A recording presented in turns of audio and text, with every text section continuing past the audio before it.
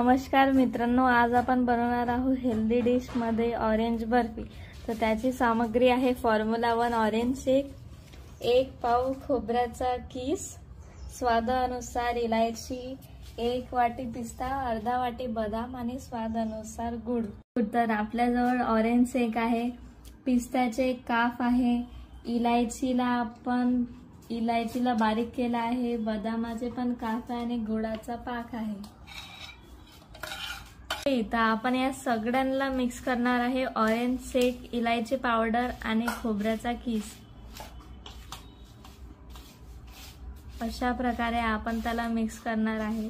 तर आपण त्याच्यात आता गुळाचा पाक मिसळणार आहोत। अशा प्रकारे त्या कालवलेल्या मिश्रणात काजू बदाम टाकून किंवा पिस्ता टाकून त्याला चौकोनी आकारात कापायचे आहे आणि फ्रीज मध्ये 3 घंटे ठेवायचे आहे।